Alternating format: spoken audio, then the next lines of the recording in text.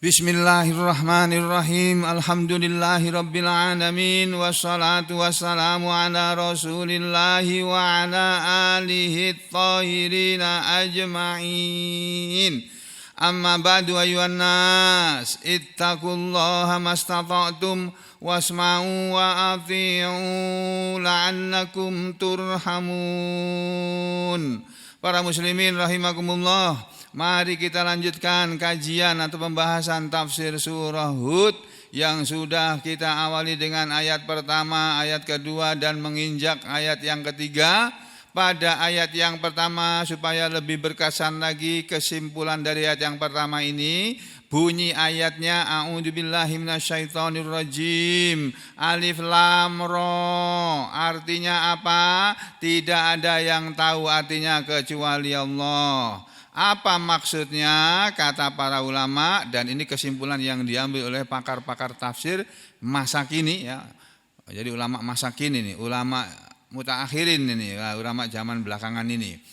Mereka para ulama ahli tafsir di markas tafsirnya menyimpulkan bahwa alif lam ra ini penjelasannya adalah taqaddamal kalamu ala nadhairiha. Sudah lewat pembicaraan terhadap susunan kalimat atakat huruf-huruf seperti ini fi suratil Baqarati, di dalam surat Al-Baqarah. Maksud dari ayat yang berbunyi kitabun unzilat, ini loh.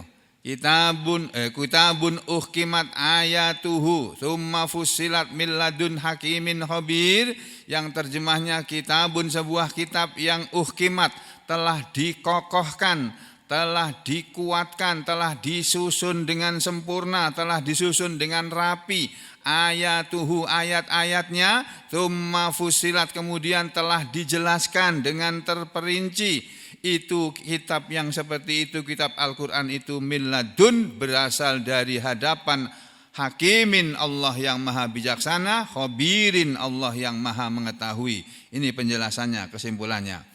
Ya, kitabun uhkimat ayatuhu maksudnya Al-Qur'anu, Al-Qur'an ini kitabun adalah sebuah kitab yang uhkimat ayatuhu maksudnya utkinat ayatuhu, telah dikokohkan, dikuatkan ya, nazman wa ma'nan, begitu kata para ulama ini.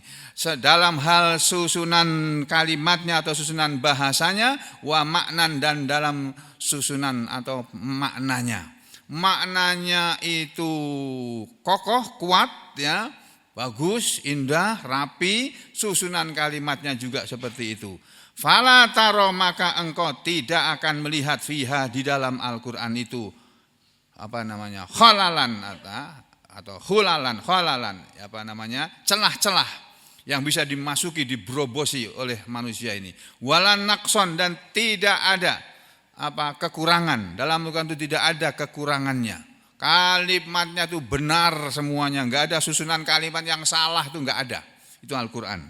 Demikian juga celah-celahnya enggak ada, celah-celah yang dimasuki, dibrobosi oleh manusia untuk berhelah, menyelisih atau melawan Al-Quran, enggak ada, enggak bisa. Kemudian summa fussilat, ya maksudnya summa buyyinat, kemudian sudah dijelaskan, maksudnya sudah dijelaskan itu adalah buyyinat, sudah dijelaskan, bidzikril halali wal harami, dengan menyebutkan yang halal dan yang haram, wal amri, dan perintah, wal nahyi, dan larangan, wal wa'di, dan janji, wal wa'idi, dan ancaman. Jadi isi Al-Quran itu lengkap, jelas, dengan yang halal itu mana, yang haram mana perintah, mana larangan, mana janji, mana ancaman, wal qasosi, dan demikian juga ada cerita-cerita dalam Al-Quran yang ceritanya pun sempurna, wa ghairi dzalik, dan selain itu masih ada lagi. Itu Al-Quran yang seperti itu, min ladun hakimin, maksudnya min indi hakimin, berasal dari Allah yang maha bijaksana. Yani maha bijaksana maksudnya Allah maha bijaksana, maksudnya Allah itu maha bijaksana fi tadbirihi, di dalam mengaturnya, di dalam pengaturannya. Jadi Allah kalau mengatur itu, aturan Allah itu aturan yang bijaksana. Pengaturan Allah itu pengaturan yang bijaksana. Enggak seperti aturan manusia, enggak seperti pengaturan manusia yang bijaksana, bijaksini. Ya. Nah, tapi Allah itu bijaksana betul. Wa tasyri'ihi, dan demikian juga dalam pensyariatannya. Dalam pensyariatannya itu Allah sangat bijaksana. Selain itu Allah juga khabirin, maha mengetahui, maksudnya maha mengetahui bi ahwali, terhadap keadaan-keadaan ibadihi, hamba-hambanya. Jadi Allah itu sangat tahu keadaan hamba-hambanya. Allah maha tahu, maksudnya Allah sangat tahu keadaan hamba-hambanya. Kita sekarang sedang apa, orang semua sedang apa, Allah itu tahu semuanya. Ya, demikian juga wa bima yuslihuhum, dan dengan apa yang akan membaikkan mereka, apa yang akan membuat manusia menjadi baik, Allah itu tahu. Makanya dikirimkan Al-Quran ini oleh Allah kepada Nabi Muhammad SAW lewat pak posnya yang bernama Malaikat Jibril. Kalau saya boleh meminjam kata-kata seperti itu, Malaikat Jibril sebagai ibaratnya sebagai tukang posnya Allah, yang mengirimkan surat dari Allah ditujukan kepada Nabi Muhammad SAW dan seluruh umatnya yang mengakui Nabi Muhammad sebagai Nabi mereka atau Rasul mereka. Jadi Allah tahu apa yang membuat manusia jadi baik, maka dikirimnya Al-Quran. Al-Quran itulah akan membuat manusia jadi baik. Kalau manusia tidak mengenal Al-Quran, pasti tidak baik. Atau dia mengenal Al-Quran, tahu ada Al-Quran, dia bisa membaca, dia tahu maknanya, tapi dia tidak meyakini, tidak menjalaninya, dia juga tidak akan jadi baik. Sama, kita semua sama. Tidak ada kelebihan satu dengan yang lainnya. Kemudian ayat yang kedua yang berbunyi seperti ini. Allah.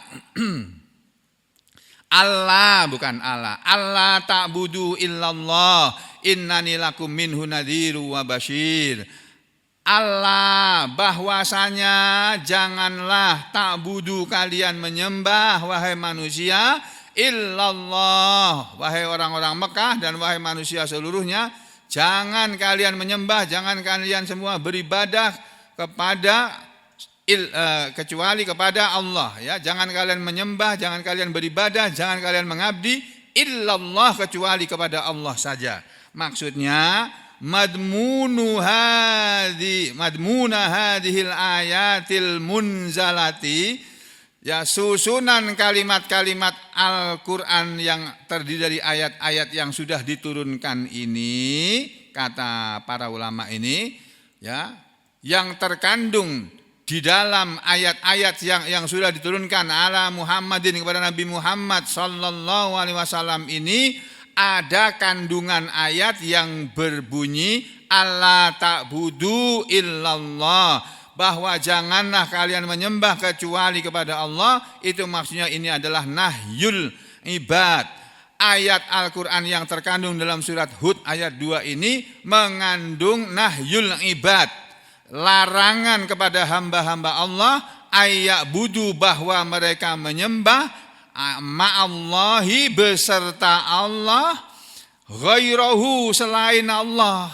Jadi manusia hanya disuruh menyembah Allah saja, tidak boleh dengan diiringi, dibarengi, disertai dengan menyembah selain Allah. Tidak bisa. Itu termasuk menyekutukan Allah. Ketaatan itu hanya kepada Allah saja. Itulah ibadah. Inti dari ibadah itu ketaatan, ketundukan.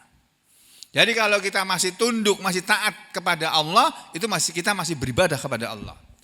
Manakala kita suatu saat, suatu waktu dalam hidup kita tidak taat kepada Allah, di saat itu kita sedang tidak beribadah kepada Allah. Di saat itu kita sedang tidak menyembah Allah, tapi mungkin sedang menyembah hawa nafsu kita, atau sedang menyembah setan, sedang menyembah tauhid. Lah Allah mengajarkan kepada hambanya, melarang hamba-hambanya untuk menyembah bersama Allah selain Dia. Terus Nabi disuruh mengatakan kepada manusia, ya, di sini bunyinya innani lakum minhu nadhiru wa basyir, gitu kan, kalimat yang kedua. Kalimat yang pertama ini alla ta'budu illallah, ini kandungan ayat 2, bahwa Allah melarang hamba-hambanya menyembah beserta Allah selain Dia, tidak boleh. Yang kedua, innani lakum minhu nadhiru wa basyir, sesungguhnya aku ini, Muhammad ini, lakum bagi kalian wahai manusia, orang Mekah dan semua manusia ini, minhu dari Allah, aku ini sesungguhnya datang dari Allah, nadhirun sebagai pemberi peringatan, wa basyirun dan sebagai pemberi kabar gembira, pembawa kabar gembira. Maksudnya innani, sesungguhnya aku ayyuhan nas, wahai manusia, Mukhawwifun, aku ini orang yang diperintahkan untuk menakut-nakuti. Aku ini menakut-nakuti lakum kepada kalian min adzabillah, terhadap azab Allah. In kafartum bih, jika kalian kafir atau mengingkari kepadanya. Kalau kalian kafir kepada Allah, aku akan nakut-nakuti kamu. Dengan apa? Dengan azab Allah. Itu kalau kalian kafir. Wa asaitumuhu, dan kalau kalian mendurhakainya. Ya. Innani lakum minhu nadhirun, aku ini bagi kalian adalah seorang pemberi peringatan, yang memberi peringatan dengan adab Allah apabila kalian kafir kepada Allah dan apabila kalian mendurhakai Allah. Wa basyirun, dan aku adalah pemberi kabar gembira, yakni wa mubasyirukum, dan aku ini orang yang memberi kabar gembira. Wa mubasyirukum, Mubasyirun ya. Wa mubasyirukum, dan aku ini memberi kabar gembira bisawabihi, dengan balasan Allah, ganjaran Allah, pahala dari Allah. In amantum bihi, jika kalian beriman kepadanya. Wa amiltum bi syar'ihi, dan jika kalian beramal dengan syariatnya. Itu maknanya begitu. Innani lakum minhu nadhiru wa basyir. Aku ini seorang pemberi peringatan dari Allah untuk kalian semuanya, pemberi peringatan bagi yang bagi yang kafir dan bagi yang mendurhakai Allah, maka akan mendapat adab Allah yang dahsyat. Ya, dan aku ini pemberi peringatan dengan pahala dari Allah apabila kalian beriman kepadanya dan apabila kalian beramal dengan syariatnya. Jadi kalau kita hidup tidak pakai syariat Islam, semua yang kita lakukan dalam hidup ini walaupun baik-baik oleh Allah tidak diterima itu. Makanya azas kita itu Islam dalam beragama, bukan Pancasila. Pancasila itu azas bernegara. Jangan digabungkan, jangan dicampur aduk. Dalam beragama, dalam keyakinan, azas hidup kita itu Islam, Al-Quran ini dasarnya. Kita berbuat apa saja sesuai dengan perintah Al-Quran. Yang tidak diperintah oleh Al-Quran, udah abaikan saja. Kalau bisa kita abaikan, abaikan. Kita cari duit itu perintah Al-Quran. Kita mendidik anak itu perintah Al-Quran. Kita berbuat baik kepada tangga itu perintah Al-Quran. Kita berbuat baik kepada masyarakat itu perintah Al-Quran. Kalau kita jadi pemimpin, kita memperhatikan rakyat kita, itu perintah Al-Quran. Memperhatikan rakyat kita, menyejahterakan rakyat kita, bagaimana supaya rakyat kita itu yang tidak punya pekerjaan dikasih pekerjaan, yang tidak punya duit dikasih duit, ya, dan yang perlu pertolongan ditolong. Itu kewajiban pemimpin kepada rakyatnya. Bukan mentang-mentang jadi pemimpin itu negara ini dikiranya punya dia. Enak aja. Negara ini bukan punya dia, bukan punya presiden, bukan punya wakil presiden, apalagi menteri-menteri. Bukan juga punya para gubernur atau bupati wali kota. Ini Indonesia ini milik rakyat Indonesia. Seluruh rakyat Indonesia berhak menikmati kekayaan negara Indonesia ini. Tidak boleh dimiliki oleh segelintir manusia. Itu ajaran dari Allah Ta'ala kepada manusia. Terus ayat yang ketiga. Wa anistaghfiru rabbakum tsumma tubu ilaih. Ya. Dan bahwasanya Al-Quran juga mengandung pelajaran bahwasanya istaghfiru rabbakum, minta ampunlah kalian semua kepada Tuhan kalian, kepada Allah pemelihara atau Tuhan kalian, Rabb kalian, tsumma tubu ilaihi, kemudian bertobatlah kalian kepadanya, yumatikum, nanti dia Allah akan menyenangkan kalian, mataan hasanan, dengan kesenangan yang baik.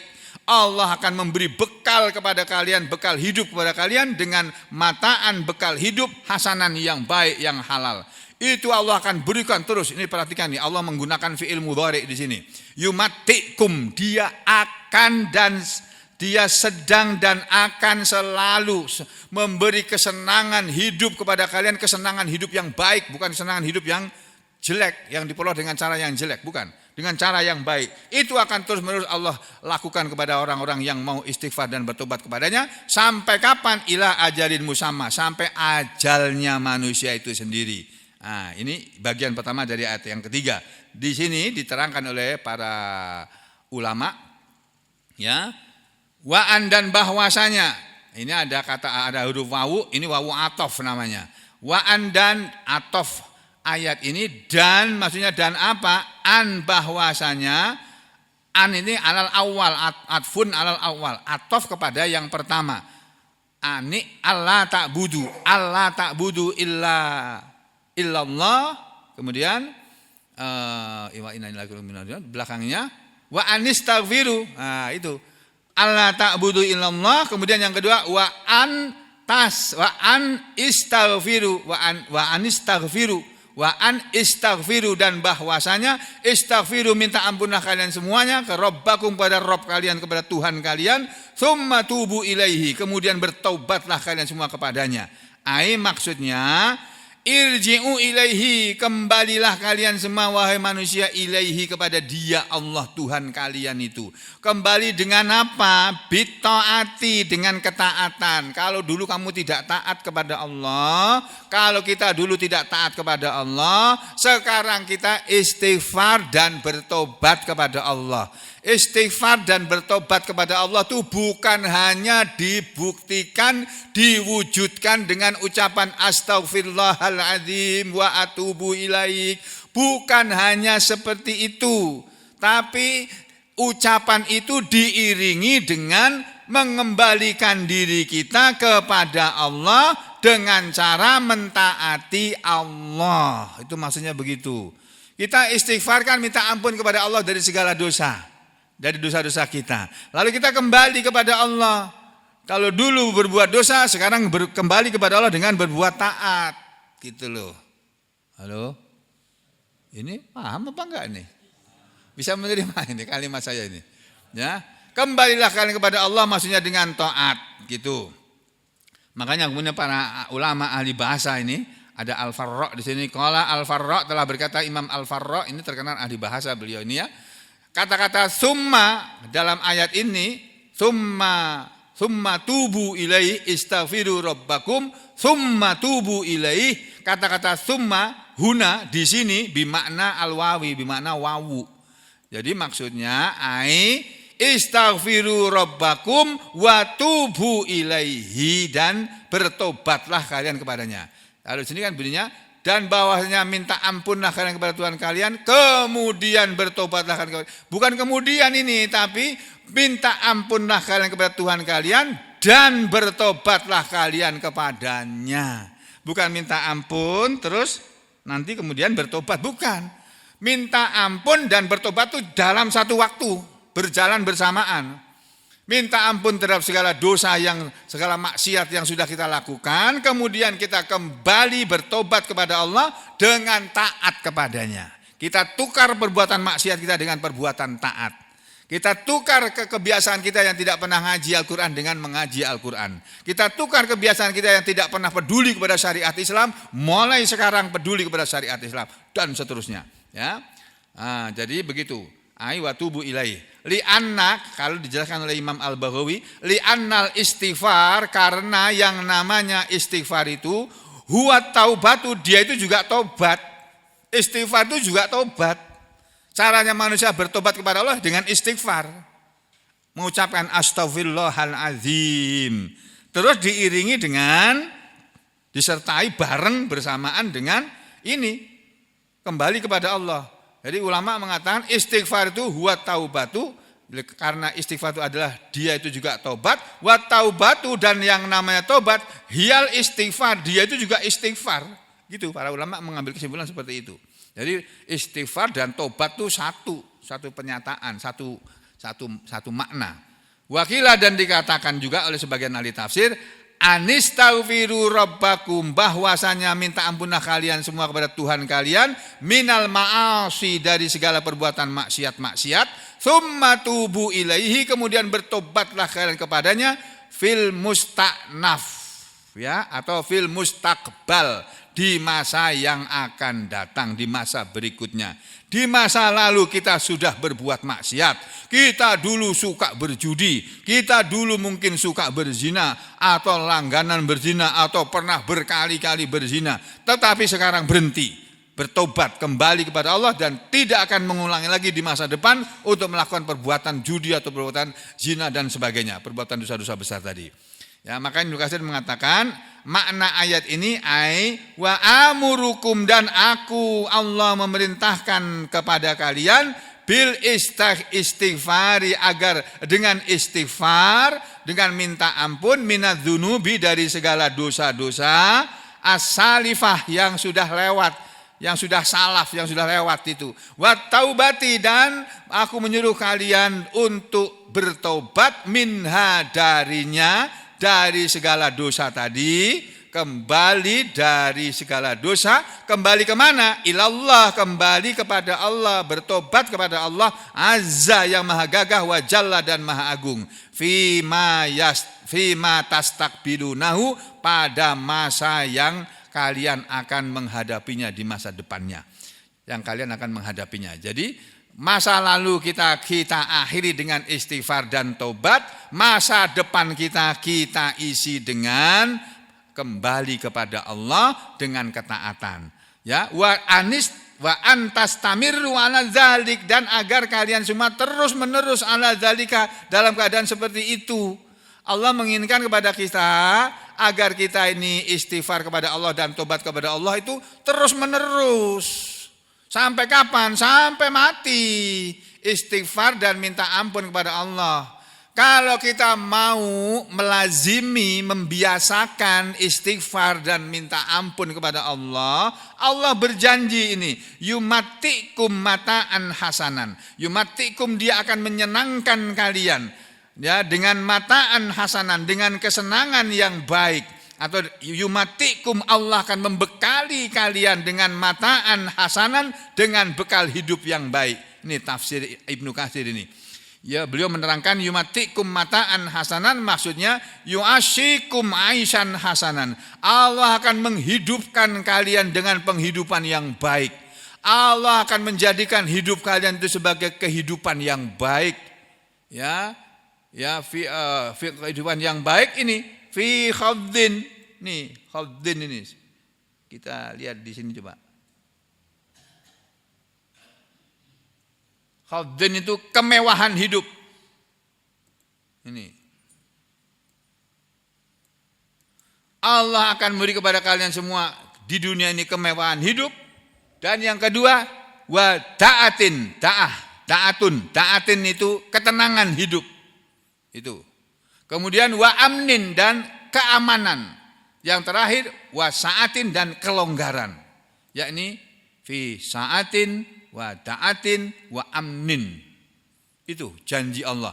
Yang dimaksud dengan Allah akan memberi kesenangan kepada kalian, kesenangan hidup dengan kesenangan hidup yang baik. Allah akan memberi kepada kalian kenikmatan, ya, kemewahan dan sebagainya itu, kesenangan atau bekal hidup yang baik. Dengan apa? Dengan khafdin. Kadang-kadang Allah memberi kemewahan. Ada manusia beriman, sudah kaya raya, beriman pula dia. Duitnya bertriliun-triliun, duitnya bermiliar-miliar. Tapi dia orang baik, beriman. Orang beriman kalau harta dipegang oleh orang beriman, pasti akan digunakan untuk yang baik-baik. Tapi kalau harta dipegang oleh orang yang enggak beriman atau orang yang kafir, orang yang fasik, pasti akan digunakan untuk berbuat jahat. Untuk bayar preman mengaco acara di forum tanah air kemarin itu. Digunakan itu kayak gitu itu, berbuat yang enggak benar, ya. Allah berjanji akan memberi kepada kita kemewahan hidup, wa ta'atin, dan ketenangan hidup, wa amnin, dan keamanan dalam hidup ini. Dan yang terakhir wa sa'atin, dan kelonggaran. Coba ini janji Allah kepada kita semuanya dalam ayat ini, ya. Kemudian qala ba'dum, berkatalah sebagian ahli tafsir, al-aisul hasan, yang dimaksud dengan kehidupan yang baik, huwa, dia itu adalah aridho, orang yang diberi perasaan ridho, bil maisuri, dengan perasaan gembira, dengan perasaan senang, wasobru, dan perasaan dan rasa sabar dan sifat sabar, alal makdur, terhadap segala yang ditakdirkan Allah. Orang beriman itu ketika dia mendapatkan kenikmatan, dia bersyukur kepada Allah, mengucapkan alhamdulillah, alhamdulillah, alhamdulillah. Mungkin ditambah alhamdulillah adada khalqih wa ridha nafsih wa zinata arsyih wa midada kalimatih. Itu orang beriman begitu. Kalau dikasih takdir yang menyenangkan, dia bersyukur. Kalau dikasih takdir yang sedih, yang menyusahkan, yang tidak menyenangkan, dia diberi sifat oleh Allah sabru, kesabaran. Wasabru alal maqdur, dan kesabaran terhadap segala yang ditakdirkan Allah. Itu yang namanya hidup yang baik, adalah hidup yang baik yang akan dinikmati orang yang beriman, orang yang banyak istighfar dan banyak bertobat kepada Allah. Ada sifat ridho, ya, kepada hal-hal yang menyenangkan, senang dengan hal-hal yang menyenangkan, tapi juga sabar terhadap hal-hal yang ditakdirkan yang tidak menyenangkan. Ada yang mengatakan orang-orang yang beriman itu akan diberi kesenangan hidup. Ya, Ibnu Katsir mengartikannya, yumatikum mata'an hasanah. Dia Allah pasti akan memberi kesenangan hidup kepada kalian dengan kesenangan yang baik. Kesenangan yang baik itu diberikan oleh Allah yaitu fid dunya, di dunia. Jadi di dunianya diberi kesenangan hidup. Yang namanya kesenangan itu rasa senang, rasa bahagia. Rasa bahagia, rasa senang walaupun gak punya uang. Hati senang walaupun gak punya uang. Itu masa kalah sama Kus Plus. Kus Plus yang agamanya Katolik aja bisa nyanyi begitu. Itu bujangan tuh enak, gak ada tanggungan kan. Kemana saja pergi hatinya senang. Jadi orang-orang beriman ini saudara, kata Allah, yumatikum wa anistaghfiru rabbakum tsumma tubu ilaih yumatikum mata'an hasana. Dia akan menyenangkan kalian dengan kesenangan yang baik. Maksudnya fid dunya, di dunia diberi kesenangan yang baik. Sampai kapan? Ila ajalin musamman, sampai ajal yang sudah ditentukan. Maksudnya ila hinil mauti, ila sampai hini waktu al mauti, kematian. Jadi kita akan diberi kesenangan hidup oleh Allah sampai mati. Coba, dalam hidup di dunia ini sampai matinya kita akan hidup bahagia walaupun gak punya uang, atau uangnya sedikit, atau uangnya pas-pasan, tapi hatinya bahagia. Daripada orang yang uangnya banyak tapi hatinya cemas, bingung caranya menjaga uangnya supaya jangan berkurang. Gitu. Itu satu, janji Allah kepada orang yang banyak istighfar dan banyak berdoa kepadanya. Di dunia diberi kesenangan sampai ajalnya. Wa yu'ti kulladzi fadlin fadlahu, wa yu'ti, dan dia Allah akan memberi kepada kulladzi fadlin, kulla setiap di orang yang mempunyai fadlin, keutamaan amal, fadlahu keutamaannya. Orang yang mempunyai amal yang utama, orang yang punya kebaikan yang baik, kebaikan yang utama, akan diberikan oleh Allah balasan berupa keutamaan juga di akhirat nanti. Makanya Imam Al-Bahawi menerangkan makna ayat ini, wa yu'ti kulladzi fadlin fadlah, dan dia Allah akan memberi kepada setiap orang yang punya keutamaan, akan Allah berikan keutamaannya. Maksudnya yaitu wa yu'ti, dan Allah akan memberi kepada kulladzi amalin, kepada setiap orang yang mempunyai amalan solihin yang soleh, fid dunya, di dunia. Orang yang selalu beramal soleh di dunia, Allah akan beri kepada dia ajrohu, upahnya, ya, wa thawabahu, dan balasannya, pahalanya, di mana? Fil akhirati, di akhirat. Jadi kalau ayat yang pertama tadi, wa anistaghfiru rabbakum tsumma tubu ilaih, dan minta ampunlah kalian kepada Allah Tuhan kalian dan bertobatlah kalian kepada Dia, kembalilah kamu kepada Allah dengan taat, dengan mentaatinya. Nanti yumatikum mata'an hasanan ila ajalin musamman, nanti Allah akan memberi kepada kalian kenikmatan hidup di dunia ini sampai mati. Kemudian wa yu'ti kulladzi fadlin atfadlah, dan Allah akan memberi kepada orang itu keutamaan amalannya dengan keutamaannya, yaitu di akhirat nanti. Itu. Jadi di dunia, di akhirat bahagia dia. Makanya sesuai dengan doanya, Rabbana atina fid dunya hasanah wa fil akhirati hasanah wa qina adzabannar. Seperti doa mereka itu. Wa qala Abul Aliyah, sedangkan ahli tafsir Abu Aliyah, beliau menambahkan keterangan ayat ini, man kasurat, kata Imam Abul Aliyah ini, muridnya Ibnu Mas'udnya, man kasurat, barang siapa yang banyak taatuhu, ketaatan dia, fid dunya, di dunia. Barang siapa yang di dunia ini dia banyak taatnya daripada maksiatnya, banyak berbuat amal soleh daripada berbuat amal maksiat, zadat, bertambahlah Apa yang bertambah? Darajatuhu, derajatnya, fil akhirati, di akhirat sana, fil jannati, di surga sana.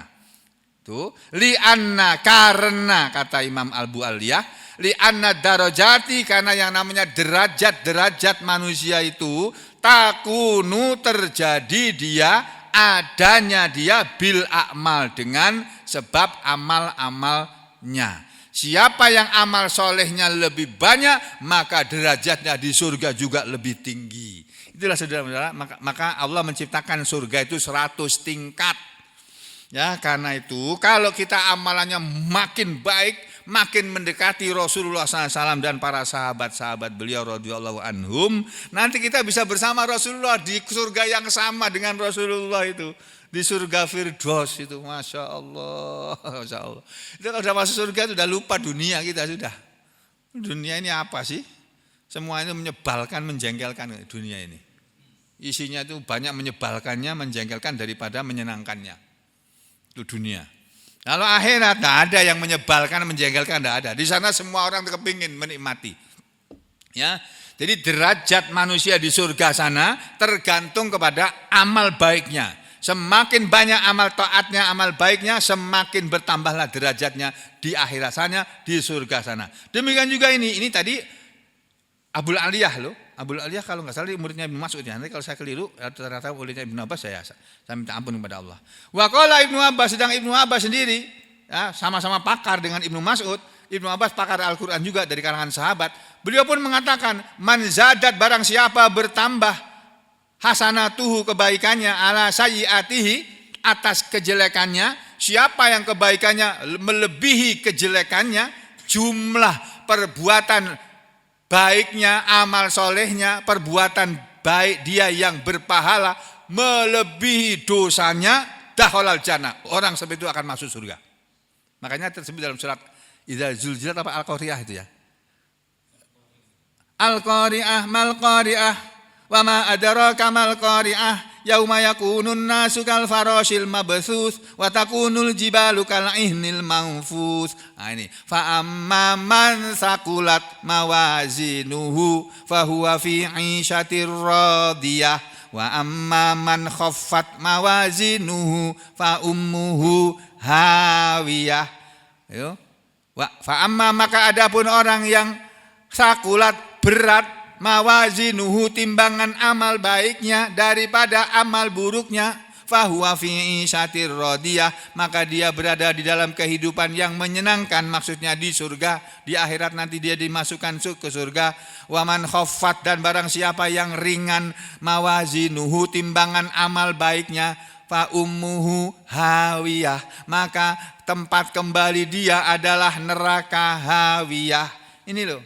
Jadi kata Ibnu Abbas, siapa yang kebaikannya melebihi keburukannya, dia akan masuk surga. Waman zadat, dan siapa yang melebihi, yang bertambah atau melebihi sayyi'atuhu, keburukannya, ala hasanati, atas kebaikannya, dakhalan nar, orang itu akan masuk neraka.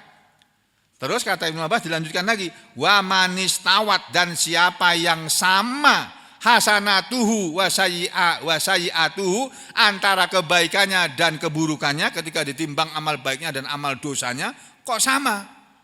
Berbuat dosa 1 miliar kali misalnya, berbuat baik 1 miliar kali. Loh ini sama, gimana ini? Kata Ibnu Abbas, karena dia akan menjadi min ashabil a'raf, termasuk ashabul a'raf. Nanti di surga akan diletakkan, di akhir akan ditempatkan di antara surga dengan neraka. Tidak masuk ke surga, tapi juga enggak masuk ke neraka. Ketika dia melihat ke surga dia senang, ketika dia masuk neraka, ketika dia melihat neraka sedih dia. Dia berada di al-a'raf tadi. Ya, ini ashabul a'raf ini. Tapi ashabul a'raf ini, dan Zidan termasuk di sini. Masya Allah. Ya, jadi ashabul a'raf ini kata Ibnu Abbas, tsumma yadkhulul jannah, kemudian mereka akan masuk surga ba'du, sesudah itu. Kelak mereka akhirnya akan masuk surga. Ya. Wakilah, dan dikatakan juga dalam tafsir yang lain, yang dimaksud dengan wa yu'ti kulladzi fadlin fadlah, itu maksudnya wa yu'ti, dan Allah tuh yu'ti, memberi kulladzi fadli, kulladzi fadlin, kepada setiap orang yang punya kelebihan, mempunyai keutamaan, fadlahu, keutamaan dia, yakni maksudnya man amila lillah, orang yang mempunyai keutamaan dalam amalannya adalah orang yang beramal lillah karena Allah Azza wa Jalla, wa waffaqahullah, Allah akan memberi taufik kepadanya fima yustaqbalu ala taatihi, pada masa apa yang akan dihadapi di masa depan, ala taatihi, dalam keadaan mentaati Allah. Ya, atau Ibnu Katsir mengatakan ai fid daril akhirah, yaitu di akhirat sana. Ya, barang siapa wa yutikul ladzi fadlin fadlah, itu di akhirat nanti. Kalau di dunia ini yumatikum mata'an hasanan ila ajalim musamma, itu begitu. Yang mengatakan tafsir seperti ini selain Ibnu Abbas, qalahu mengatakan tafsir seperti ini juga Imam Qatadah. Ayat ini kata Ibnu Katsir kaqaulihi, sama dengan firman Allah yang tersebut dalam surat An-Nahl ayat 97. Bagaimana bunyi surat ini? Jangan kemana-mana, kita sambung besok pagi insyaallah.